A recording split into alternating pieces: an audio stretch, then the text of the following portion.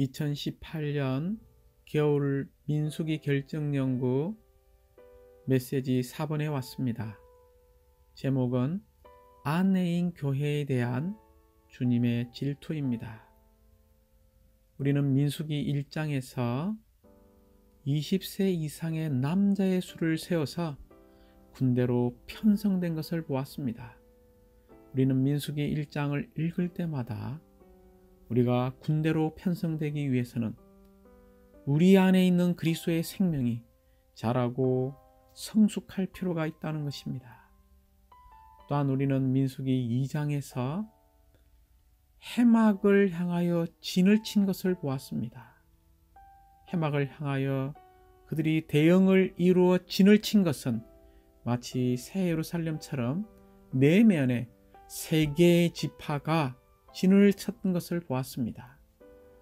민수기 2장을 읽을 때마다 우리는 3 곱하기 4, 곧 이 12의 성 거룩한 새 예루살렘은 전적으로 하나님과 사람의 연합되는 생활에 달려있다는 것입니다.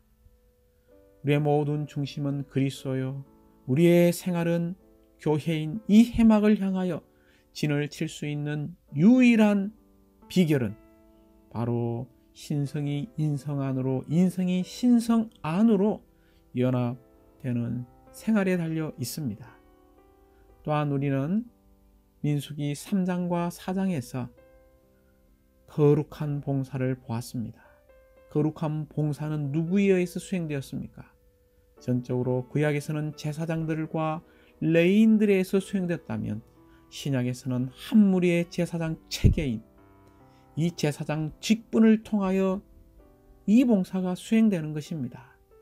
이 거룩한 봉사의 주된 목적은 바로 그리스도를 다른 사람들 안에 분배하고 공급하는 것입니다. 이제 우리는 민수기 5장에 왔죠. 이 5장 중에서 특별히 이 메시지 4번에 있는 제목처럼 남편에게 질투심을 일기한 한 아내를 다루는 것을 말하고 있습니다. 이 말은 곧 교회에 대한 주님의 질투이요, 이 교회는 바로 누구의 아내입니까? 바로 주님의 아내인 교회에 대한 질투를 우리는 무엇인지 알아야 하고, 또한 이러한 질투의 어떠한 부분들을 체험할 필요가 있습니다. 사랑하는 형제 자매님들, 성경의 처음 책인 창세기는 아담과 하와의 결혼 이야기로 시작합니다. 그러나 성경의 마지막 책인 이 계시록이 올 때에 그 영과 신부의 궁극적인 결혼, 곧 과정을 거치시고 완결되신 삼위일 하나님께서 구속받고 거듭나고 변화되고 영광스럽게 된 새 부모된 사람과 결혼하는 것으로 마칩니다. 구약에서 하나님은 이스라엘을 배우자로 선택하셨습니다. 그러므로 우리는 구약 성경을 읽을 때마다 이 하나님은 이스라엘 백성과의 신성한 로맨스를 가지기를 원하고 있습니다. 구약의 상징과 예표의 실제인 이 신약이 올 때에 그리스도와 교회와의 신성한 로맨스의 이야기가 있음을 감사합니다. 성경은 전적으로 결혼의 사랑의 이야기입니다. 그러므로 결혼의 사랑의 이야기에는 결말이 있고 완결이 있습니다.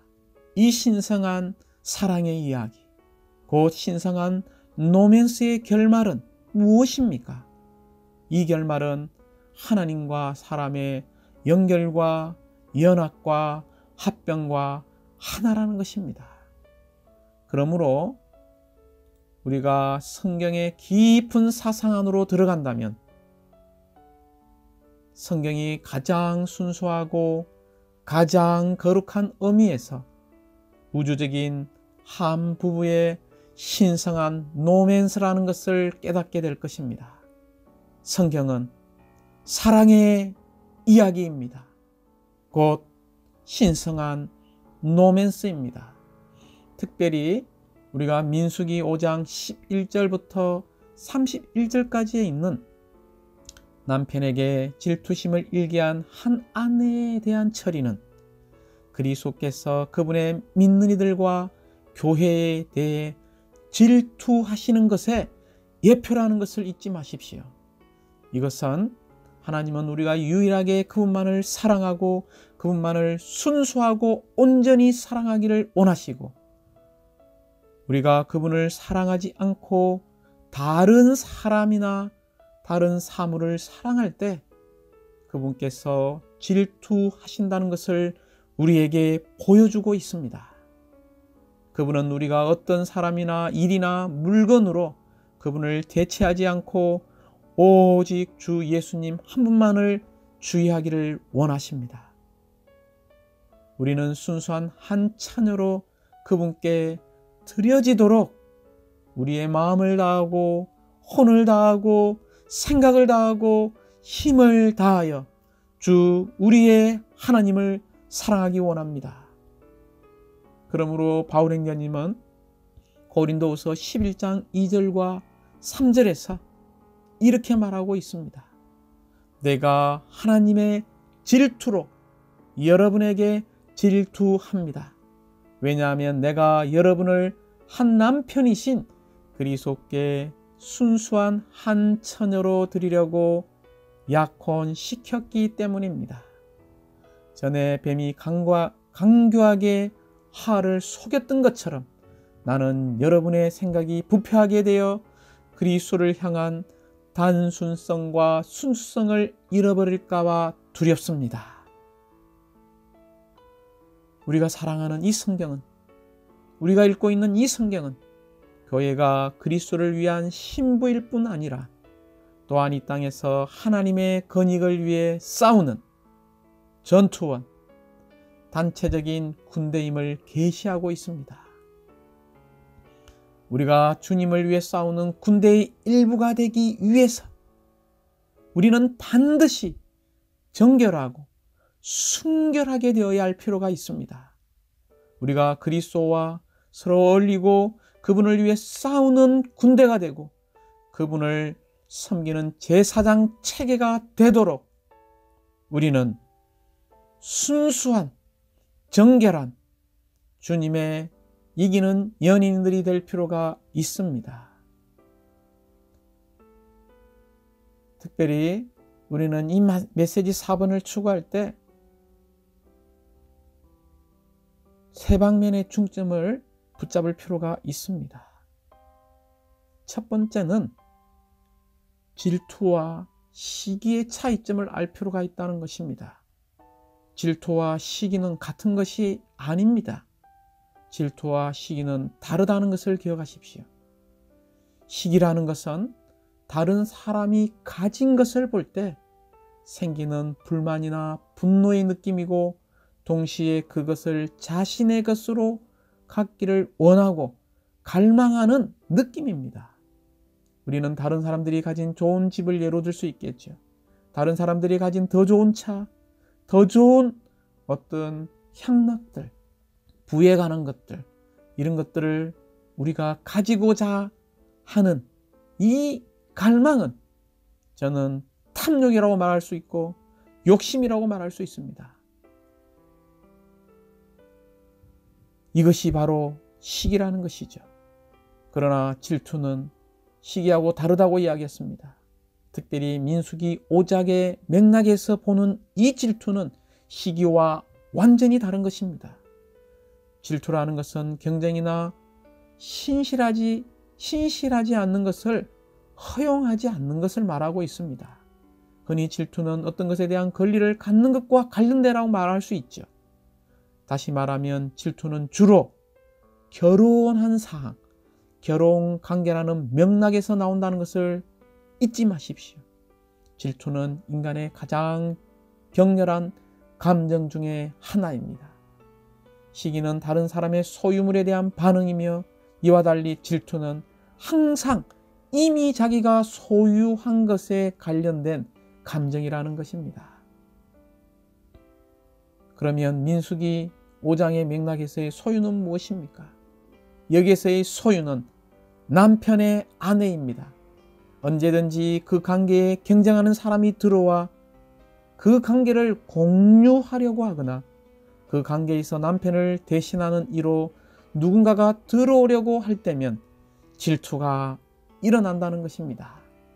두 번째 부담은 정결한 군대를 얻기 위한 신성한 질투, 곧 주님의 질투를 우리가 알아야 한다는 것입니다. 그러므로 메시지 4번을 추구할 때 우리가 주님의 질투를 아는 것은 매우 중요합니다. 왜냐하면 우리가 이 질투를 기이 여기고 이 질투에 반응하는 것이 우리가 주님의 참된 전투 군대로 편성될 수 있는지의 여부를 결정하는 것이기 때문입니다. 이 군대는 요한계시록 19장에 있는 신부 군대입니다. 모든 왕의 왕이시며 모든 주인의 주인이신 분, 신랑 남편이신 그리스도는 그분과 갓 결혼한 신부인 그분의 군대와 함께 흰말을 타고 돌아오실 것입니다. 그분과 신부 군대는 도살의 산, 곧 아마겟돈에 모일 적그리스도와 그의 모든 악한 세력과 맞서 함께 싸울 것입니다.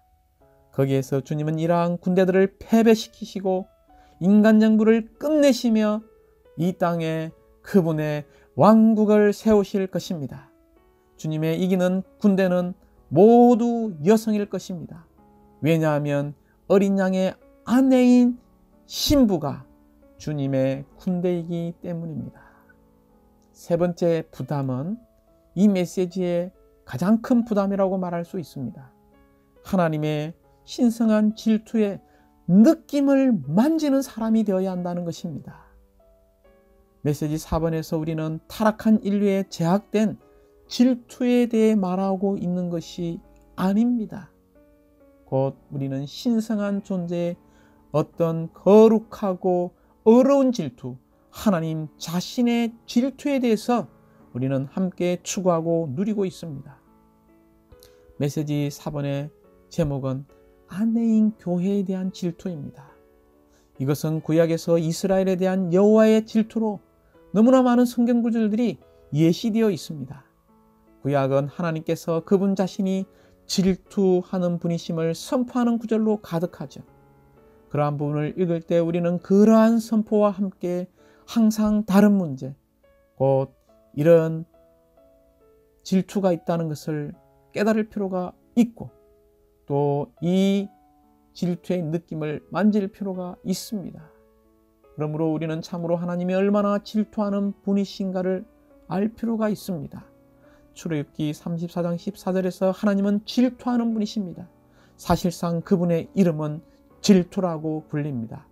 우리 모두는 하나님의 질투의 느낌을 만지고 그 느낌에 감동받는 하나님의 자녀들이 될 필요가 있습니다. 이제 우리는 개요에 들어가도록 하겠습니다. 메시지 4번의 로마 숫자는 세 부분으로 되어 있습니다. 특별히 로마자 3번 세 번째 부분은 그리스도께서 그분의 믿는 이들과 그분의 교회에 대해 질투하시는 중심적인 부담을 말하고 있습니다. 이 부담을 우리가 만지고 보려면 우리는 먼저 앞에 로마자 1번과 2번의 이 두 번째 부분을 이해할 필요가 있습니다. 그럴 때 우리는 그리스도의 아내인 교회에 대한 그분의 질투라는 문제에 관한 기본적인 이해를 가지게 될 것입니다. 우리는 먼저 로마자 1번과 2번의 이 부분을 상고한 다음에 로마자 3번의 질투라는 문제에 이 부담을 알고 또 이 부담을 우리가 만지는 사람이 될 필요가 있습니다. 로마자 1번은 신성한 로맨스를 말하고 있습니다. 로마자 2번은 이 교회는 신부 전투원, 신부 군대라는 것을 말하고 있습니다. 이 신부라는 것이 먼저 나왔죠. 로마자 3번은 주님의 질투를 다루고 있습니다. 곧 그리스도께서 믿는 이들과 교회에게 질투하는 부분을 다루고 있습니다. 먼저 로마자 1번은 전 성경은 신성한 로맨스의 이야기입니다. 이 신성한 로맨스의 주인공은 바로 하나님 자신이 이 남자로 예표되어 있고, 또한 이 신성한 로맨스의 두 번째 주인공인 구약과 신약의 모든 성도들은 여자로 예표되어 있습니다. 그러므로 성경은 이런 하나님 자신과 구약에 있는 신약의 모든 성도들 간의 구애의 이야기요 결혼의 기록이라는 것입니다. 이것이 하나의 예표임을 찬양합니다. 신약에서 우리는 믿는 이들이 되었죠. 믿는 이들은 바로 그리스도인들입니다. 그리스도인의 생활은 하나님과 사람의 결혼에 대한 것이고 그리스도와 교회에 대한 것이며 신랑과 그분의 신부에 대한 것입니다. 우리 각 사람이 누구와 결혼했습니까? 우리는 우리가 사랑하는 주 예수님과 결혼했습니다. 교회로서 우리는 모두 단체적으로 주 예수님과 결혼했으며 우리의 그리스도인의 생활 전체, 우리의 교회 생활 전체, 심지어 우리의 개인 생활 전체는 사실 이러한 신성한 로맨스, 이러한 사랑의 관계에 초점을 맞춘 생활이어야 합니다. 합당한 그리스도인의 생활과 합당한 교회의 생활을 하는 이들이 너무나 극소수인 이유는 위의 사실에 대한 이해와 감상과 생활과 체험이 부족하기 때문입니다. 특별히 우리는 교회가 그리스도의 배필인 이 예표로서 첫 번째 우리는 화화가 나오죠. 이 화화는 그리스도의 배필인 교회가 그리스도의 생명과 본성을 가졌다는 것입니다. 이 화화는 바로 아담에게서 나왔죠. 아담이 바로 하와입니다. 이 아담이 그리스도를 상징하고 이 하와는 교회를 상징합니다. 두 번째 리브가죠. 이 리브가는 그리스도의 배필인 교회가 세상으로부터 선택받은 것에 대한 예표입니다. 세 번째 이 룻은 그리스도의 배필인 교회가 구속받은 것에 대한 예표이죠. 이러한 교회가 신성한 로맨스를 쓸 수 있는 그리스도의 배필인 예표일 뿐만이 아니라 우리는 구약에서 이러한 신성한 로맨스, 이러한 신성한 사랑의 이야기가 한 폭의 그림으로 잘 묘사되어 있는 책이 있는데 그 책은 바로 아가서입니다. 우리가 아가서를 읽을 때에 이 신성한 사랑에는 피조물을 향한 창조주의 사랑, 자녀들을 향한 아버지의 사랑, 잃어버린 죄인들에 대한 구주, 구속자의 사랑을 이야기하는 것이 아니라 이 사랑도 있지만 아가서에서는 전적으로 하나님께서 사람과 갖기 원하시는 사랑의 관계가 바로 부부로서의 이런 결혼 관계에서의 신성하고도 로맨틱한 사랑의 이야기가 아가서에 기록되어 있다는 것을 보아야 합니다. 그러므로 우리는 요한복음 3장 29절에서 주님이 이 땅에 처음 오셨을 때 그분은 신랑으로 이 땅에 오셨습니다. 신부를 취하기 위한 신랑으로 오셨음을 찬양합니다. 그러나 우리는 계시록 19장 7절에 이를 때에 주님께서 이 땅에 다시 오실 때는 결혼하시고 이러한 신부를 맞이하는, 아내를 맞이하는 신랑으로 다시 오심을 찬양합니다. 하나님은 그분이 우리의 남자친구이시고 우리가 그분의 여자친구라고 말씀하지 않으시며 우리 사이에 그러한 로맨스가 있다고 말씀하지 않으십니다. 사랑하는 형제자매님들이여, 이것은 결혼의 로맨스이고 부부간의 로맨스, 결혼의 사랑의 이야기라는 것을 잊지 마십시오. 이러한 구별은 큰 차이를 가져옵니다. 부부관계를 맺는 것, 곧 약혼하고 결혼하는 것은 다른 종류의 로맨스입니다. 이러한 로맨스는 서약, 언약, 맹세, 서원과 함께 옵니다. 하나님은 이 신성한 로맨스를 이렇게 보고 계십니다. 이것은 가장 순수하고 거룩한 의미에서의 결혼의 로맨스라는 것을 잊지 마십시오. 우리는 구약에서 하나님께서 그분의 백성을 이집트에서 이끌어내시고 시나이 산에서 율법을 주실 때 이스라엘에게 구원하고 계셨다는 것을 보게 됩니다. 이스라엘 자손이 하나님의 선민한 것에는 의심의 여지가 없지만 하나님은 그 이상의 것을 원하셨습니다. 하나님은 그분의 백성과의 결혼 관계를 원하셨습니다. 하나님은 그들이 그분의 아내가 되기를 원하셨다는 것입니다. 그분은 단지 하나님과 그분의 백성의 관계를 원하실 뿐만이 아니라 더 전진해서 남편과 아내의 관계를 원하십니다. 그러므로 하나님은 시나이 산에서 약혼 증서인 율법을 주시면서 이스라엘 자손 모두가 그분의 아내로서 그분 자신과 약혼하게 하셨습니다. 신약에 있는 우리 그리스도인들도 마찬가지입니다. 우리는 어느 날 어린 양과 결혼하기 위해 그리스도께 드려지겠지만 약혼은 이미 이루어졌습니다.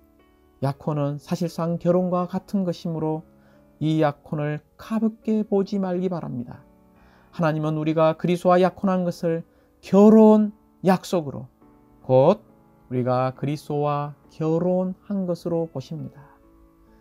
그러므로 고린도서 11장 2절은 내가 하나님의 질투로 여러분에게 질투합니다. 왜냐하면 내가 여러분을 한 남편이신 그리스도께 순수한 처녀로 드리려고 약혼시켰기 때문입니다 라고 말합니다. 신약에 믿는 이들은 우리는 교회로서 단체적으로 우리의 참된 남편이신 그리스도께 드려지고 그분과 결혼하도록 그분과 약혼했습니다. 할렐루야. 우리는 우리의 참된 남편이신 그리스도와 약혼했습니다. 결국 우리는 계시록 19장에서 어린 양의 아내가 자신을 준비하게 될 때 그날은 결혼하는 날이 될 것이고 그 아내는 그리스도께 드려질 것입니다.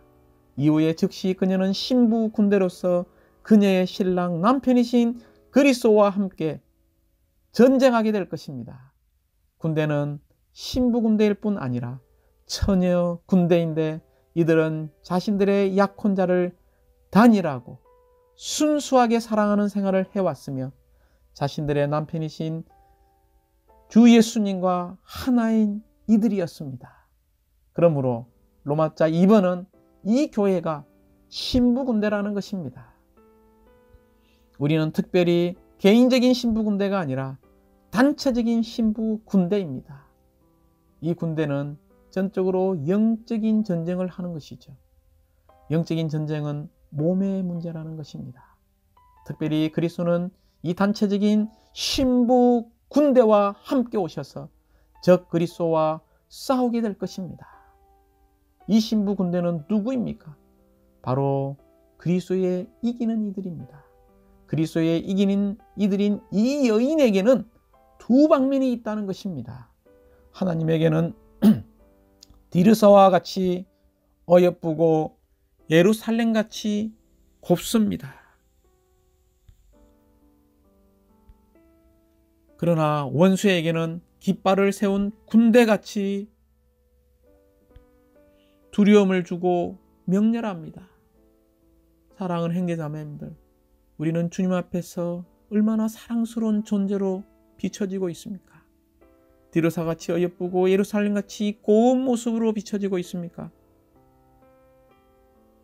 우리는 여전히 원수에게 두려움을 주는 믿는 이들입니까? 우리가 마음을 다하고 혼을 다하고 생각을 다하고 힘을 다하여 주님을 사랑할 때 사탄은 두려워합니다. 왜냐하면 우리가 이렇게 주님을 사랑할 때 우리는 하나님의 군대이기 때문입니다. 우리는 하나님을 사랑하면서 동시에 세상을 사랑할 수 없습니다.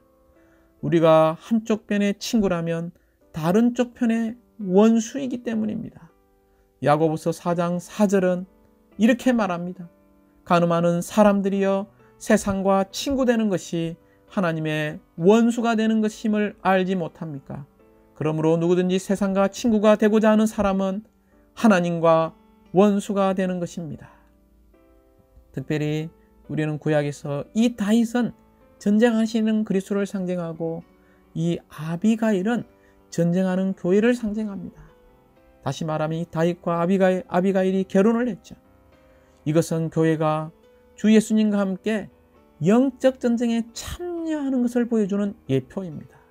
왜 영적 전쟁이 필요합니까? 그 이유가 무엇입니까?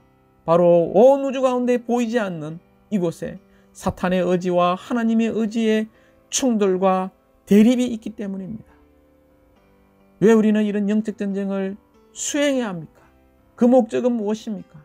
바로 이 땅에 하나님의 통치가 있는 하나님의 왕국을 이끌어오기 위한 것입니다.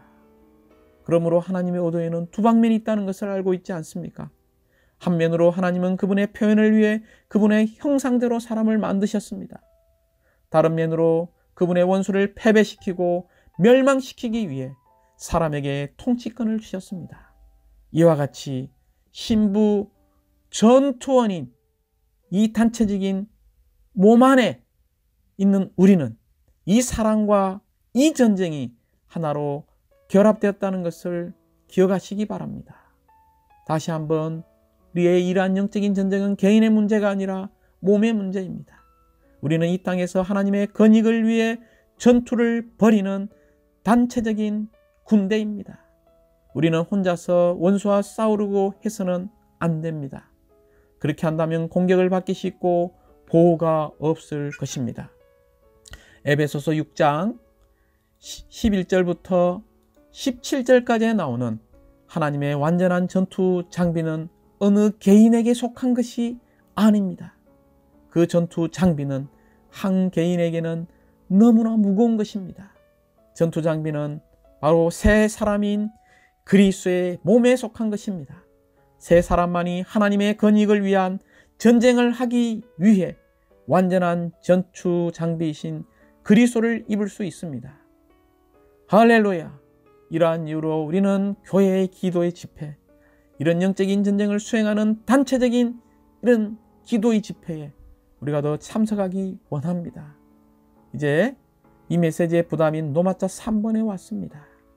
노마자 3번은 주님의 질투에 대해서 다루고 있죠.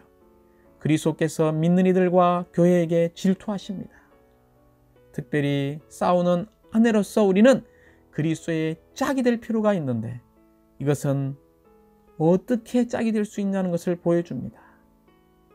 우리가 그리스도와 짝을 이루려면 주님께 순결한 사람이 되어야 하고 정결한 사람이 되어야 하고 순수한 사람이 되어서 그리스도 외에 어떤 다른 것을 추구하지 않을 때에 우리는 싸우는 주님의 아내로서 그리스도와 짝을 이루게 될 것입니다. 우리가 이러한 싸우는 아내로서 이렇게 짝을 이루지 않는다면 그분은 질투하십니다. 이 질투는 하나님의 속성들 중 하나라는 것입니다. 마치 이 질투는 아내에 대한 남편의 질투와 같은 것입니다. 기억하십시오. 하나님의 이름은 질투입니다. 그러므로 우리는 하나님만 관심하고 섬기기를 원합니다.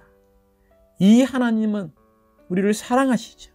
이 사랑은 죽음과 같이 강하고 이 질투는 수월같이 잔인하다는 아가서 8장 6절의 말씀이 우리의 참된 누림이 되기 원합니다. 그리스도의 싸우는 군대는 누구로 구성되어 있습니까? 바로 이기는 이들로 구성되어 있습니다. 이 이기는 이들은 그리스도의 싸우는 아내로서 그분과 짝을 이루는 사람들입니다. 주님의 싸우는 군대의 일원이 되기 위해서 우리는 반드시 주님께 순결한 사람이 되어야 합니다. 주님의 싸우는 군대는 그 특징이 힘이나 능력이 아니라 순결성입니다. 순결성이 이 신부 군대의 자격입니다. 하나님은 대담하고 능력 있는 이들을 찾으시는 것이 아니라 이 땅에서 주님을 향하여 순결하고 순수하고 더럽혀지지 않는 한 무리의 신부 군대를 찾고 계십니다. 그분은 그들의 마음에 그들의 남편이신 주님 외에는 다른 사람이 없고 주님의 건익 외에는 다른 이익을 구하지 않는 이들을 주님은 원하십니다. 할렐루야! 이것이 우리가 주님의 싸우는 군대의 일부가 되는 자격을 갖추는 길입니다. 주님을 찬양합니다.